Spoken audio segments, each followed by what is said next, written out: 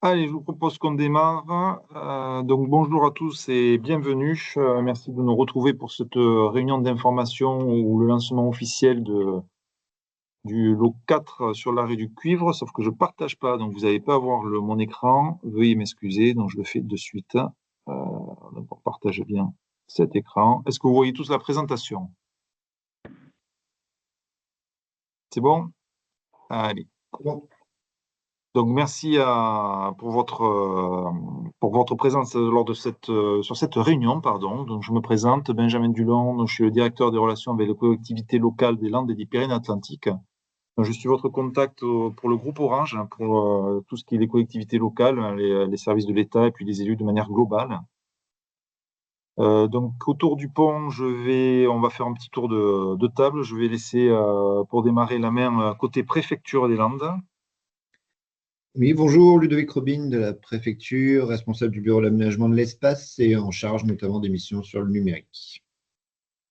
Très bien, je vais laisser la main côté SIDEC.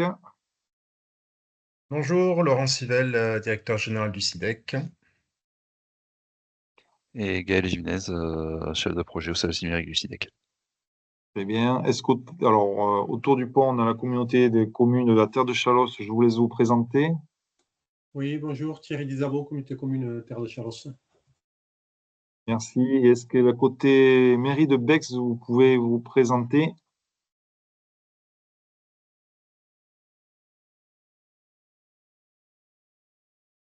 Alors, la mairie de Bex est timide ce matin, mais elle est parmi nous, c'est le principal. Vous avez le micro coupé. Bon, allez, je vous propose donc qu'on démarre sans plus attendre. Après ce tour de table, donc l'agenda. Donc, on va vous représenter le contexte de ce projet d'arrêt du cuivre, les acteurs, les jalons, la genèse de ce projet. On va faire un focus sur le lot 4 vous concernant, puisque aujourd'hui vous êtes autour du pont parce que les communes sont concernées au niveau de votre communauté des communes. On va vous expliquer comment on va piloter ce. Il y a quelqu'un qui arrive. Hop, autorisé. C'est la communauté des communes. C'est la mairie de Bex peut-être qui revient. C'est la mairie de Bex qui est revenue ou non? C'est une autre qui vient de se connecter.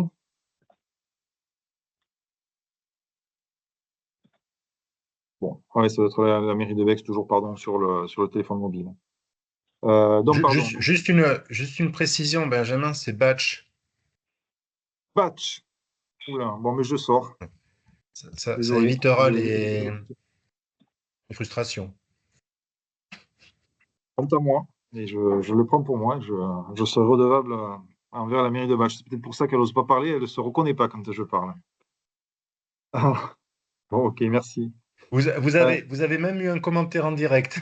Oui, j'ai vu, ça je l'ai vu. Bon, c'est noté. Je ne manquerai pas de passer vous voir pour m'excuser en physique. Alors, on va parler de la gouvernance pour vous expliquer comment on va suivre ce projet-là. On vous mettra en visibilité aussi quelque chose qui est important, c'est le kit de communication qu'on mettra à disposition, car c'est un projet qui est essentiel autour de la communication. Et les prochaines étapes, c'est-à-dire vous mettre en visibilité quelles sont les premières étapes à mener dans le cadre de ce projet. Et puis on finira par un tour de table et des questions. Alors, le projet de fermeture du réseau cuivre, donc il ne vous a pas échappé que les besoins aujourd'hui et les usages dans le cadre du numérique et le développement de manière globale de la société nous amènent à avoir de plus en plus de besoins en termes de bande passante, de volumétrie, et que le réseau cuivre aujourd'hui ne répond plus à ce besoin-là. Donc, les usages Internet génèrent des besoins de plus en plus de débit. On le voit notamment avec toutes les plateformes de vidéo, par exemple, mais pas que. Et donc, il y a une accélération et un changement de technologie qui est apparu, puisqu'on installe la fibre sur le territoire, on la déploie, parce que ça répond effectivement à ces usages-là. Et on voit bien qu'on a bien une baisse du nombre de prises actives, du nombre de lignes actives sur le réseau cuivre, qui démontre l'intérêt de l'ensemble de chacun d'entre nous d'aller vers plus de débit, mais aussi vers plus de qualité, puisque le réseau fibre, au-delà du débit, c'est un réseau qui est plus qualitatif en termes de qualité. Le réseau cuivre, qui est un réseau aussi un peu vieillissant, déjà est beaucoup plus énergivore, hein, consomme 3 à 4 fois plus d'énergie que le réseau fibre qui est beaucoup plus vertueux. Et puis, il peut être aussi amené, le réseau cuivre, à avoir des problèmes d'oxydation ou autre. Et il y a aussi un gros souci un souci que l'on rencontre actuellement, alors peu dans les Landes, et j'espère que ça continuera, c'est le vol de câbles cuivre qui peut mettre en difficulté les abonnés qui sont restés encore sur le cuivre. Donc, c'est dans le déploiement de la fibre au niveau national, c'est fait dans le cadre du plan France Très Haut Débit. Et aujourd'hui, on a quasiment 40 millions de locaux qui sont éligibles aux offres fibre chez les opérateurs commerciaux, qui font que la France est le pays le plus fibré d'Europe. Donc, on n'a pas vocation, alors le réseau fibre donc, compte de plus en plus d'utilisateurs. On va effectivement maintenir ces deux réseaux jusqu'en 2030, mais au-delà, il n'y a pas de raison de faire perdurer deux technologies, dont une qui est abandonnée petit à petit. Donc, on va couper effectivement au plus tard fin novembre 2030, fin d'année 2030, fin décembre, pardon.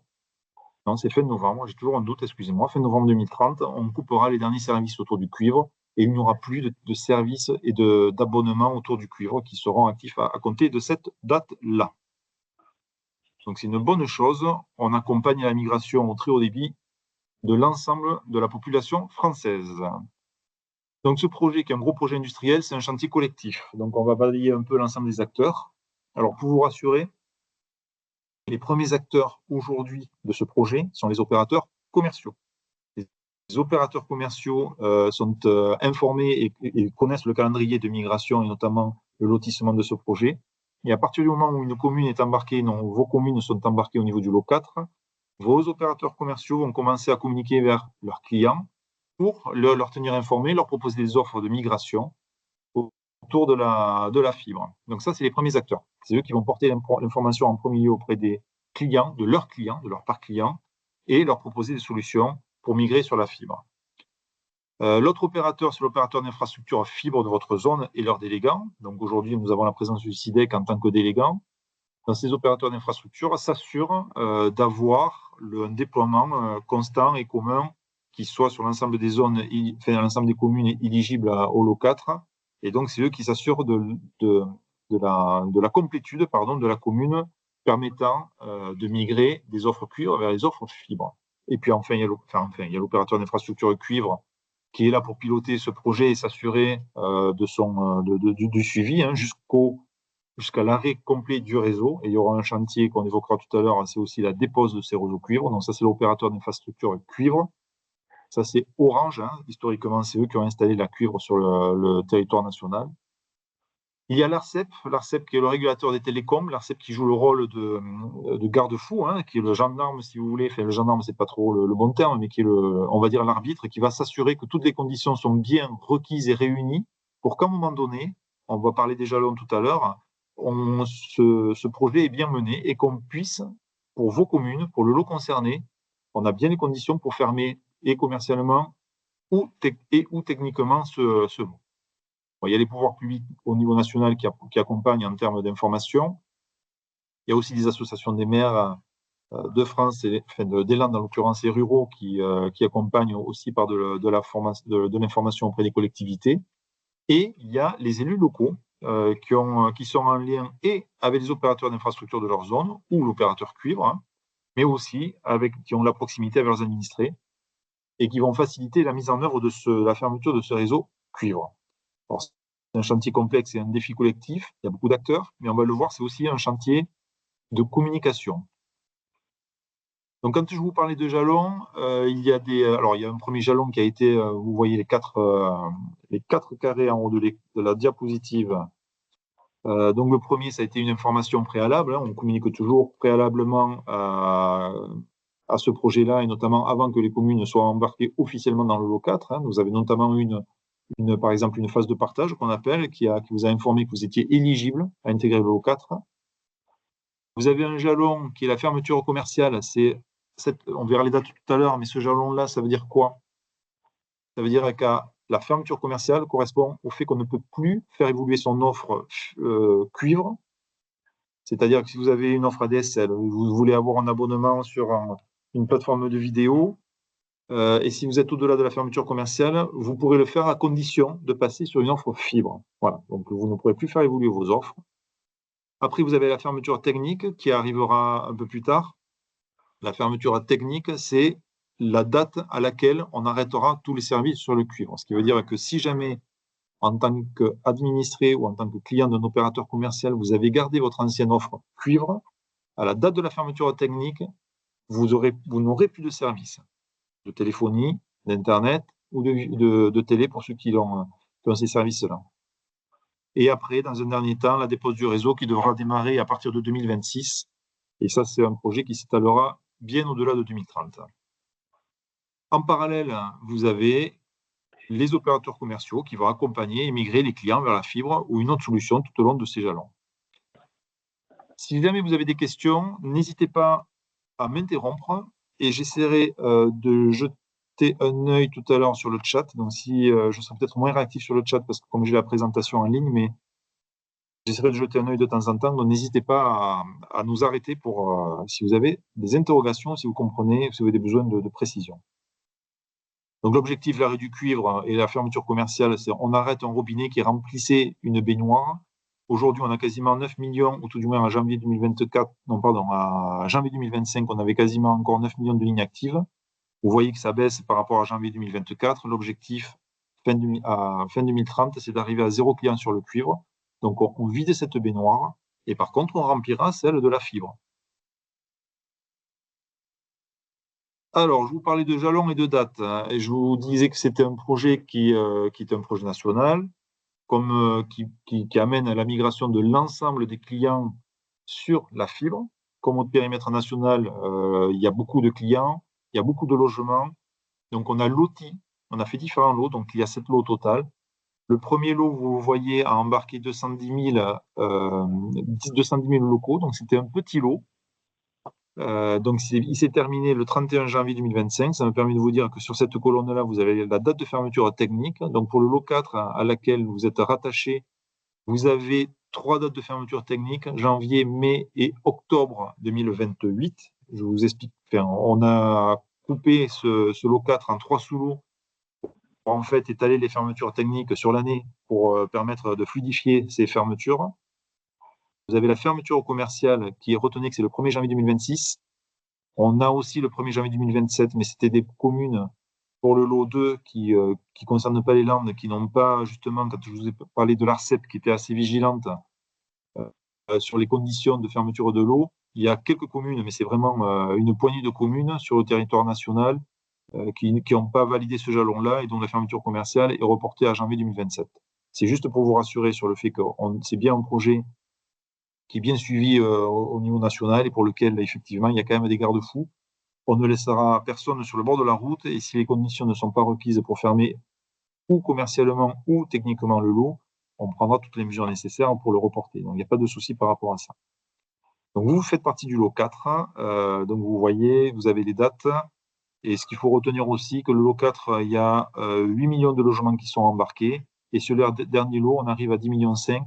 Sur les 3 derniers lots, si vous voulez, c'est les 3/4 de l'ensemble des prises nationales qui sont migrées. Ça veut dire qu'arrivé au lot 4, on aura migré déjà 1/4 de la France. Ce qui veut dire qu'on monte en puissance et surtout, on apprend des lots précédents pour nous permettre de bien mener ce projet. La règle du cuivre dans les Landes. Donc, les Landes sont concernées à partir du lot 3. Donc, le lot 3, on a déjà fait les réunions de lancement. C'est juste pour vous remettre en visibilité sur la carte des Landes que le lot 3, vous voyez les communes qui sont concernées, elles sont en rouge. Et vous avez les lots 4, 4.1, 4.2, 4.3 de différentes couleurs. Sur le lot 3, on avait 18 communes qui étaient intégrées. Donc, sur les Landes, il y a 4 opérateurs d'infrastructure fibre qui déploient la fibre sur l'ensemble du département. Il y a sur l'agglomération de Dax, Grand Dax THD, très haut débit, pardon, c'est une DSP qui est pilotée par l'agglomération avec Orange Concession en termes de déployeurs. Il y a Altitude Fibre 40, ce qui est plus connu sous le nom de Pixel, qui est sur la zone AMEL, qui déploie donc, si je ne dis pas de bêtises, à peu près 35% des prises sur le département. Il y a, il m'en manque un. Je vais me faire. Bon. Ah, mais c'était pour le lot 3. Peut-être que, pardon, le SIDEC sur le lot 3 n'était pas encore. Enfin, NATHD n'était pas impacté avec le délégant qui est le SIDEC et l'opérateur d'infrastructure qui actionne, autant pour moi. Donc ça, c'est plutôt sur le lot 4 qui sont concernés sur les communes du lot 4. Donc c'est le 4e opérateur d'infrastructure, pardon, c'est là, un ATHD. Et Orange qui déploie en tant qu'opérateur d'infrastructure fibre sur l'agglomération de Mont-de-Marsan. Donc la particularité de ce déploiement et l'éligibilité des lots, il faut effectivement qu'il y ait, quand on parle d'opérateur d'infrastructure, que chaque opérateur d'infrastructure sur chaque lot ait une représentativité qui au regard du national est conforme. Ce que je veux dire par là, si par exemple un ATHD a à peu près 10% du périmètre national en termes de déploiement du réseau fibre, il faut que dans les Landes, sur chacun des lots, on retrouve 10% de nombre de prises qui appartiennent à THD. C'est un peu technique, mais ça permet aussi d'avoir une équité entre chaque opérateur d'infrastructure quand on fait ce projet-là. Il est important aussi que nous ayons les 4 opérateurs commerciaux présents sur chaque lot. Les opérateurs, quand on dit les 4 OSEN, c'est une abréviation, c'est opérateur commercial d'envergure nationale. Donc vous avez Orange, Bouygues, SFR et Free. Vous voyez qu'on essaie de regrouper aussi les communes. On évite d'avoir ce qu'on appelle des tâches léopards. Donc ces communes vont se compléter au fur et à mesure des futurs lots. Pourquoi? Parce qu'un équipement, aujourd'hui les équipements cuivre, ce qu'on appelle plus communément les NRA, et aujourd'hui sur la fibre c'est l'NRO, en fait amène la technologie cuivre sur une ou plusieurs communes. L'idée de les regrouper, c'est quand un NRA adresse, on va dire, 3-4 communes, mais on va s'assurer de décommissionner ces 3-4 communes ensemble pour arrêter tous les équipements cuivre en même temps, qu'on n'ait pas la nécessité de maintenir des équipements pour une commune sur laquelle on aurait moins bien planifié le déploiement. Le taux de couverture fibre qui est important, aujourd'hui sur le lot 4, il a été sélectionné en moyenne, on est à 96,30% d'éligibilité fibre. C'est aussi un critère de sélection pour les communes du lot 4 et de l'ensemble des lots. C'est s'assurer d'un déploiement fibre suffisamment conséquent. Et si on fait un focus sur la terre de Chalosse pour les communes qui vous concernent, donc vous avez un rappel au début, les communes du lot 3 qui sont sur la terre de Chalosse, mais ce qui est important de voir, c'est que donc, sur les communes de L'Herbeil, Maillis, Batch, Clermont, Gosse, Gousse, Loué, Onard, Poyertin, Préchac-les-Bains, Saint-Jean-d'Oriba et Saint-Jean-de-Lier. Vous trouvez là le numéro de lot à laquelle vous appartenez. Donc L'Herbeil et Maillis, c'est le lot 4.2. Les autres communes, c'est le lot 4.3.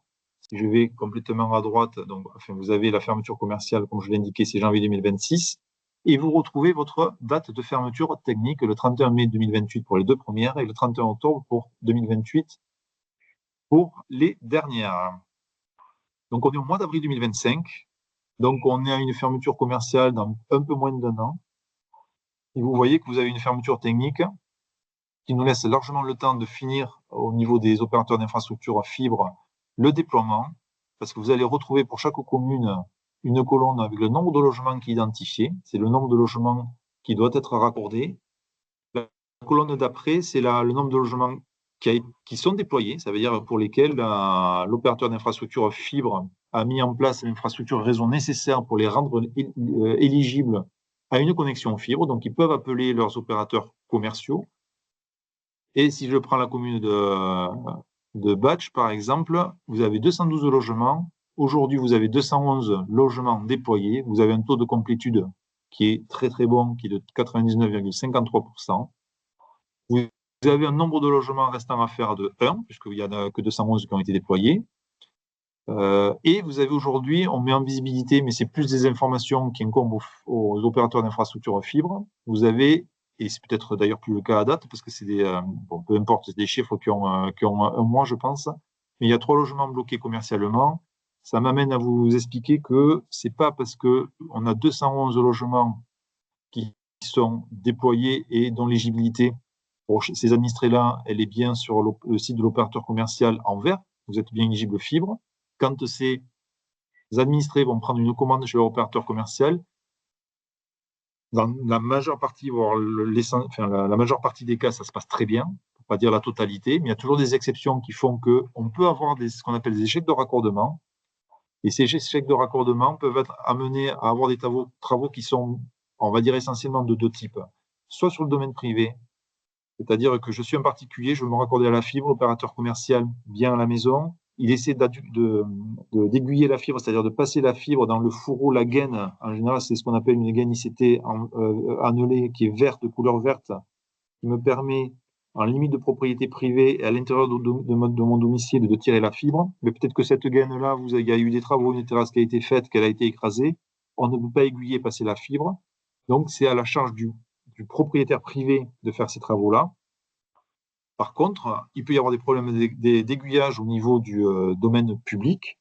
Donc, dans le cadre du domaine public, c'est l'opérateur d'infrastructure d'analyser les causes de cet échec de raccordement. Donc, l'opérateur commercial s'adresse à l'opérateur infrastructure fibre de la zone pour lui dire attention, j'ai un problème, je ne peux pas raccorder ce logement-là pour telle ou telle raison. Et c'est l'opérateur d'infrastructure fibre de la zone qui va faire l'analyse et qui va prendre les actions pour solliciter les bons acteurs pour s'assurer de pouvoir rendre accordables ces logements. Donc, il est probable sur la commune de Batch qu'il y ait des travaux en cours sur le domaine public qui prennent un peu de temps et qui ont nécessité la fermeture commerciale de ces logements. Je regarde si j'ai pas des... Ah oui, ce qui me perturbe, c'est un logement restant à faire.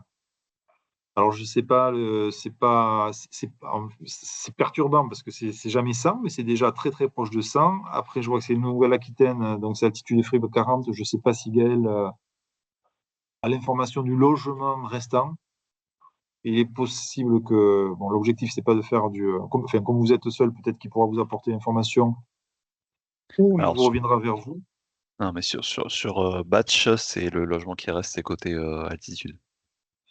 D'accord. Bon, effectivement. Alors, ce que j'ai oublié de préciser, l'opérateur d'infrastructure, il y a Nouvelle-Aquitaine à très haut débit et altitude de fibre 40. Donc, vous êtes à cheval sur 2 opérateurs d'infrastructure. Il y a sûrement une zone dentelle qui doit être chez Pixel, j'imagine, Gaël, c'est ça? Oui, alors, pardon, c'est bien chez nous. J'ai lu la ligne juste en dessous. Excusez-moi, c'est bien chez nous. Il reste un logement. Et je peux regarder, je peux vous dire de suite lequel c'est. Ça va peut-être parler à la mairie, au 647, allée de bas de Cirol. Là, j'ai pas l'info de suite de la cause du non-déploiement. Il D'accord. faut que je regarde Bon. ça.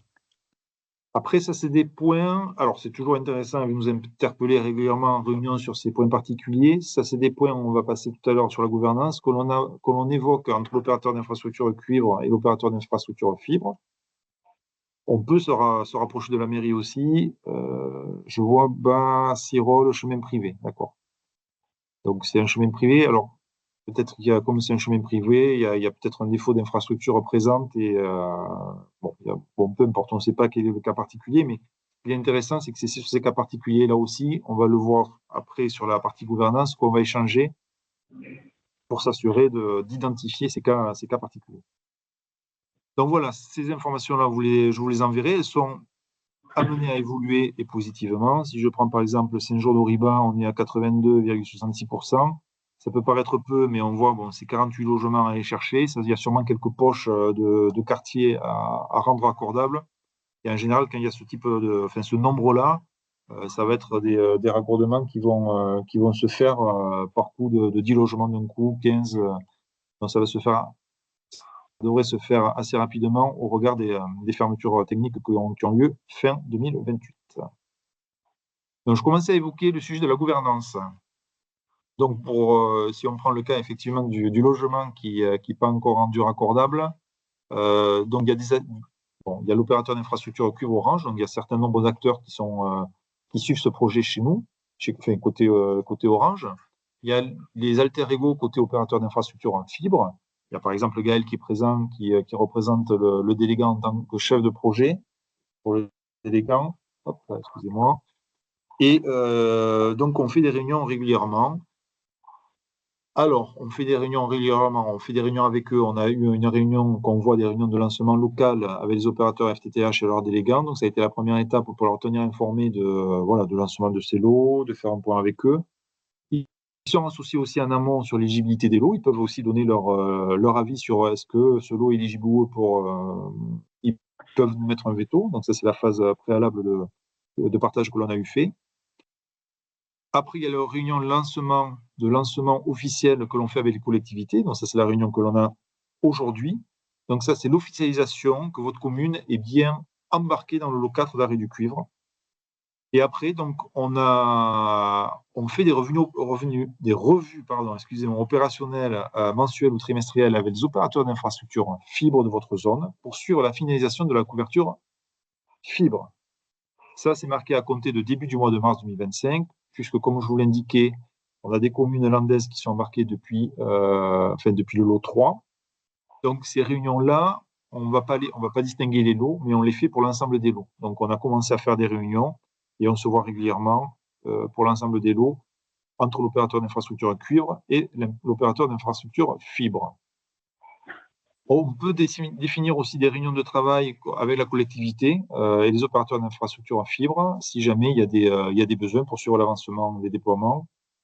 Il ne vous a pas échappé que la préfecture était présente sur ce pont-là parce qu'il y a des réunions aussi qui sont organisées sous la tutelle de la préfecture qu'on appelle des comités de concertation fibre.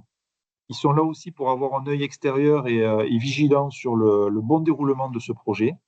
Donc, il y a le département qui n'est pas présent sur ce pont-là, mais qui aussi qui regarde avec intérêt le déploiement.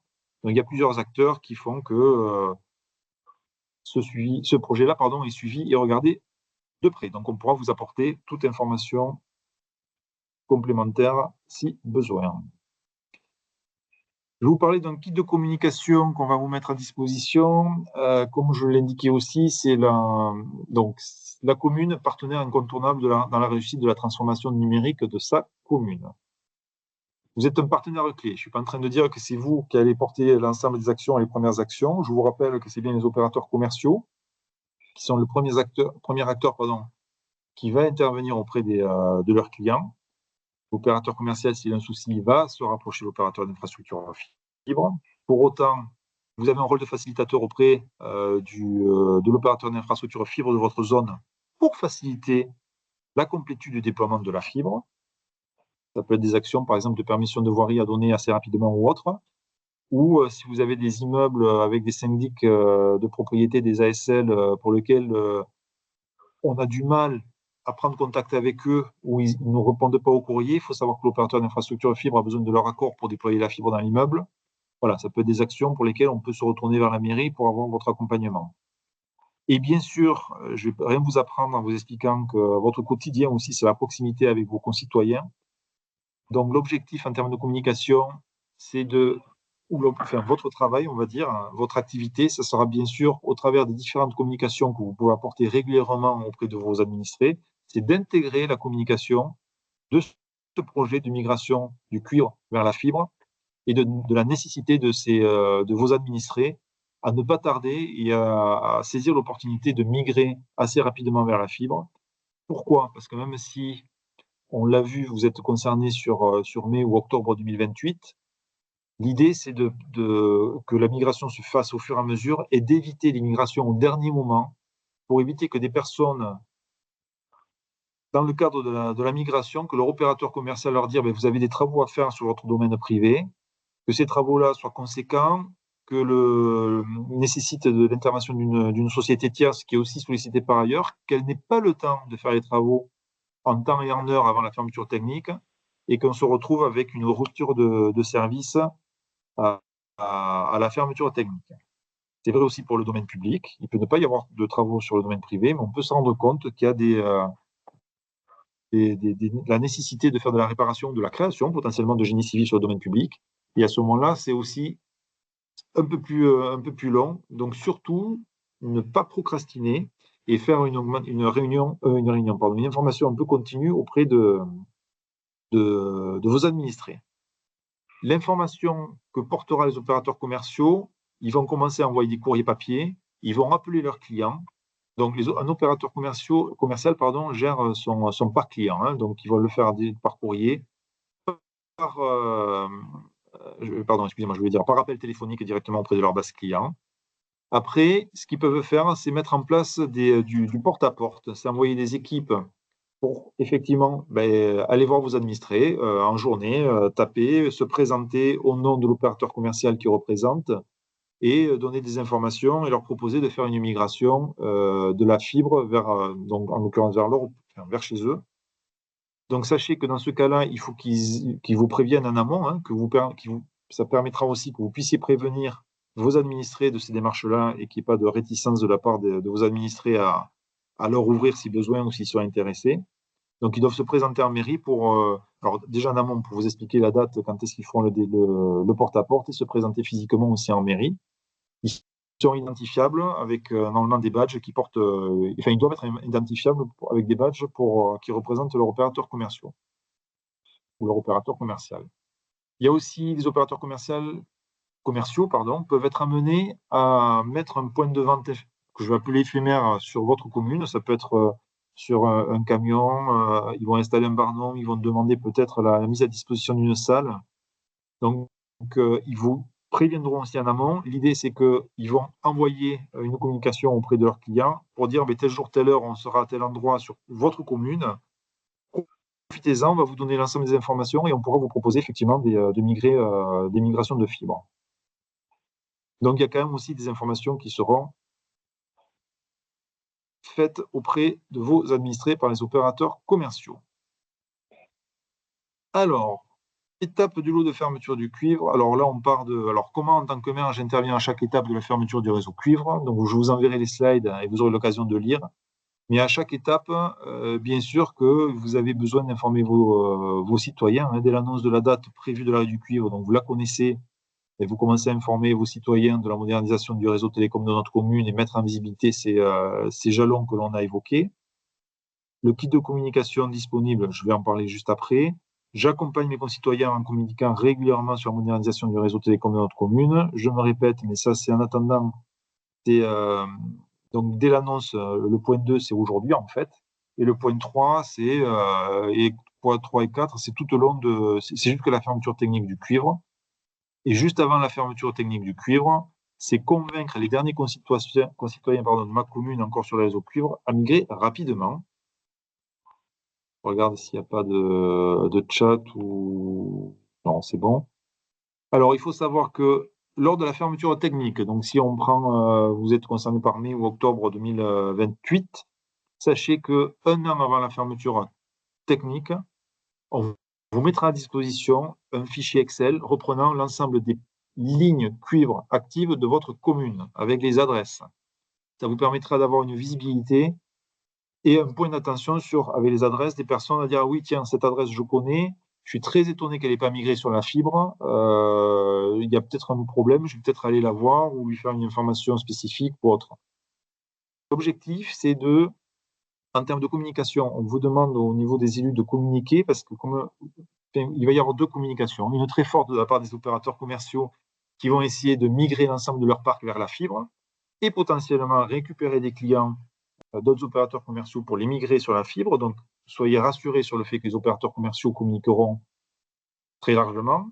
Maintenant, il est important que cette communication, on va dire commerciale, soit, on va dire, pondérée par une communication objective de la part de la collectivité pour éviter qu'une personne qui ne serait pas au fait du projet, quand elle est appelée pour son opérateur commercial, elle prenne ça pour une démarche purement commerciale et elle soit réticente en disant il veut me vendre autre chose, etc. Non, moi je suis très bien sur du cuivre, ça fonctionne bien, il n'y a pas de raison que je migre, donc je reste comme ça. Voilà. Donc on vous fournira, on vous demandera de signer un accord de confidentialité pour éviter que ces fichiers-là partent un peu dans la nature et potentiellement vers des opérateurs commerciaux qui auraient la visibilité des lignes cuivre actives chez leurs concurrents. Donc c'est une information qui est confidentielle.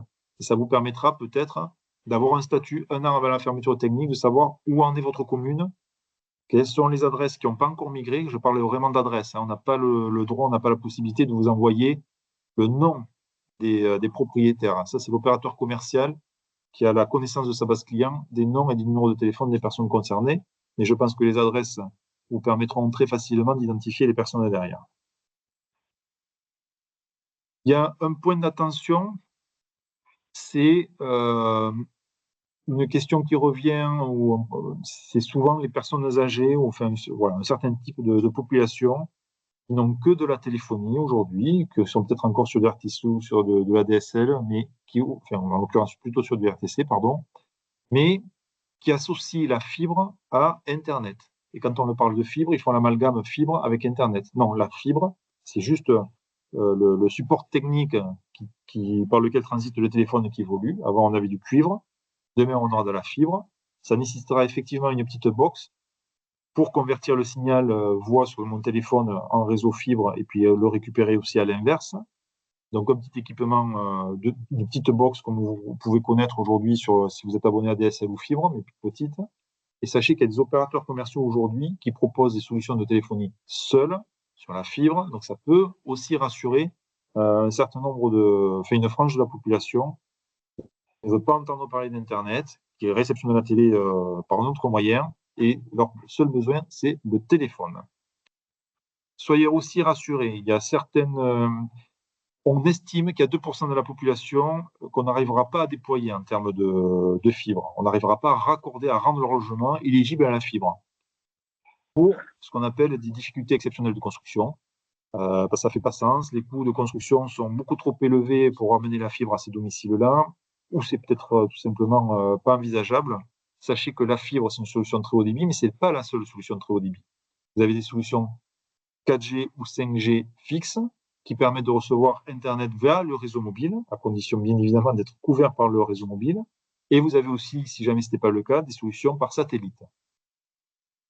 Donc, les opérateurs commerciaux, pour certains, en toute ou partie de ces offres-là, sont en capacité aussi de proposer, si jamais, pour X raisons, il n'est pas possible de migrer une personne vers la fibre. Je regarde s'il n'y a pas de questions. Il n'y a pas de questions. Alors, je continue. Je vous ai parlé d'un kit de communication. Alors, pour vous accompagner dans la mise en œuvre de ce projet, il y a bien un référentiel documentaire qui est à votre disposition. Il y a plusieurs sources. Vous avez un site internet de référence qui est mis en ligne par la Direction générale des entreprises.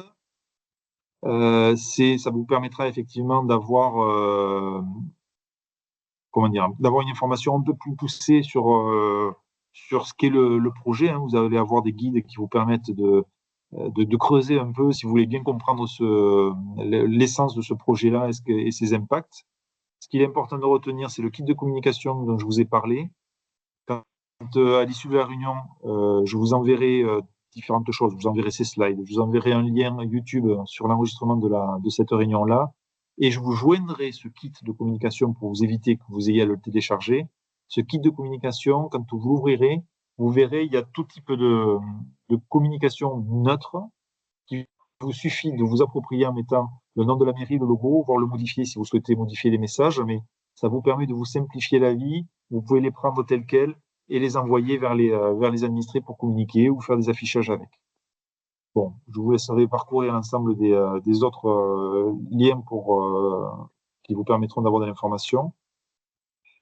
Et si on parle un peu concrètement sur ce qu'il faudra que vous fassiez effectivement à partir d'aujourd'hui, hein, à l'issue de cette réunion, on va dire, il faudra que vous commenciez à identifier un point de contact dans votre commune, le référent, on va dire, qui permettra de centraliser et côté opérateur d'infrastructure fibre, voire cuivre, qui c'est qu'on pourra effectivement solliciter dans la commune, si besoin, mais aussi pour vous administrer, quelle est la personne qui aura la bonne information et la bonne connaissance et compréhension de ce projet-là. Et c'est aussi peut-être la personne qui prendra les décisions de communiquer quand et comment, puisque le deuxième point, c'est bien la communication. C'est important, je le redis, je me répète, et ça permettra via vos réseaux sociaux, via vos panneaux d'affichage, via la publication d'articles, via du boitage aussi, de permettre de communiquer l'ensemble des informations pour que vos administrés soient bien informés. Après, selon les besoins, on peut organiser des événements spécifiques pour sensibiliser les habitants. Alors, on parle de forums, de journées portes ouvertes avec participation des acteurs, de l'opérateur d'infrastructure en fibre et ou des opérateurs commerciaux, donc OC pour opérateur commercial, ou des informations ciblées, donc je viens de le dire, boitage vers les habitants. Le boitage vers les habitants, ça a été fait notamment dans le cadre du lot 1. Quand on a donné la liste des lignes cuivre encore actives, il y a certaines communes, effectivement, qui ont fait un boitage sur les lignes qui étaient encore en cuivre. Et ça a été fait aussi pour le lot 2 dans les Pyrénées-Atlantiques sur des communes que je gère. pour les prévenir, enfin pour savoir pour quelles raisons ils n'avaient pas encore migré et qu'ils reviennent vers la mairie si jamais ils rencontraient par exemple des problématiques particulières pour les informer, que la mairie puisse le remonter aussi si besoin aux opérateurs d'infrastructure. Je conclurai cette présentation en disant la communication des élus vers leurs administrés est essentielle pour les raisons que j'ai expliquées, que j'ai évoquées et que j'espère que vous les avez bien assimilées. Et on en a terminé pour la présentation. Donc, je vais fermer la présentation. Voilà. Je vais repartir en mode... Voilà. Et donc, nous sommes tout oui pour les questions-réponses. Donc, je vois, on parle des logements, mais pour les établissements recevant du public. Alors, un établissement recevant du public est un logement. Ça veut dire que dans le cadre du déploiement de la fibre, l'opérateur d'infrastructure, quand il fait son projet, et je laisserai compléter si besoin, mais fait un relevé d'adresse de tous les bâtiments, quels qu'ils soient, que ce soit des maisons individuelles, ou des ERP, ou la mairie, ou une entreprise, ou autre.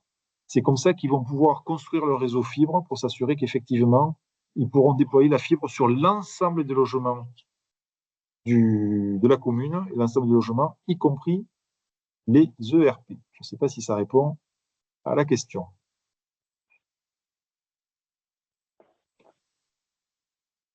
En tant que mairie aussi, il faudra que vous regardiez tous les logements que vous avez, que vous fassiez un peu le point sur les lignes, les abonnements cuivre que vous avez. Ça peut être, enfin, c'est pas que ça peut être intéressant, c'est que ça sera nécessaire pour regarder la nécessité à un moment donné de migrer ou pas sur la ligne fibre. Et pour les établissements recevant du public, je ne sais pas si c'est la question qui va venir, je vais patienter quelques secondes, je vois que vous êtes en train de rédiger un message. Parce que la législation a évolué. Voilà. Alors, est-ce qu'il faut installer la fibre dans le hall, la salle des fêtes? Alors, la législation a évolué. Il y a des catégories de RP, de 1 à 5, si je ne me trompe pas. Dites-moi si je me trompe. Mais donc, il y a des solutions, effectivement, aujourd'hui, pour les ERP recevant du public de catégorie 1. Il faut absolument, effectivement, un téléphone fixe à touche. Enfin, il faut un téléphone fixe qui soit présent. Ce téléphone fixe, il n'y a pas de... Enfin, il faut un téléphone fixe. Il n'est pas précisé le type de technologie derrière de raccordement. Ce que je veux dire par là, c'est que ça peut être de la fibre. Il peut y avoir des technologies de carte SIM, hein, puisqu'il y a aussi, notamment dans les ascensoristes ou autres, sont impactés aussi par ces projets-là. Donc, il peut y avoir... L'objectif, c'est bien pour les ERP d'avoir un téléphone fixe quand ils sont de catégorie 1. Sur les autres catégories, mais il faudra que je me renseigne. Le téléphone fixe est peut-être moins important. Je ne sais pas si M. Robin a peut-être la visibilité.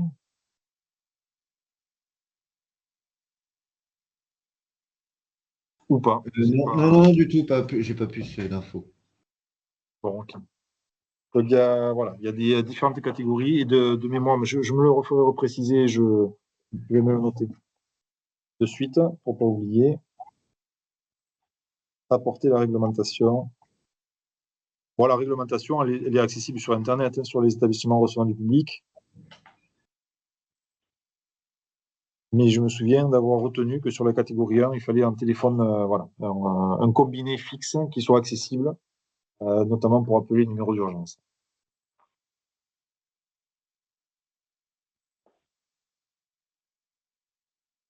Est-ce que vous avez d'autres questions, d'autres interrogations?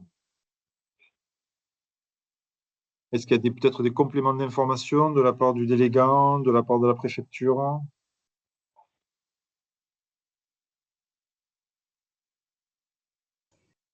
Bon, c'était complet. Eh bien, écoutez, ce que je vous propose, c'est que nous en restons là. Alors, pour rappel, si les questions n'ont pas été posées, qu'elles vous reviennent, nous restons disponibles. Votre contact côté Orange, ça vaut donc pour effectivement le projet d'arrêt du cuivre. C'est moi, vous avez mes coordonnées, vous avez mon mail et vous avez normalement en mairie ma fiche contact avec mon numéro de téléphone portable si vous avez besoin. On va vous envoyer à l'issue de cette réunion-là, alors soyez patients, ça ne sera peut-être pas fait dans la journée, mais vous aurez donc la présentation de des slides qu'on vous a présentés, l'enregistrement qui a été fait, qui permettront aussi aux absents, parce que ça sera envoyé à tout le monde, de revoir cette vidéo-là. Ça sera un lien YouTube. Je vais vous joindre le kit de communication, et donc je vous enverrai tout ça à l'ensemble des communes concernées par le lot 4. Voilà. Et si je peux me permettre, Monsieur Robin, si vous êtes disponible, j'ai besoin d'échanger avec vous sur un petit sujet après. Je vais vous rappeler en suivant, si vous le permettez. Et donc, ce que je vous propose, c'est qu'on en reste là. Donc, je vous remercie à tous. Je vous souhaite une bonne journée et un bon week-end qui s'approche. Merci pour votre présence. Au revoir. Merci, au revoir. Merci.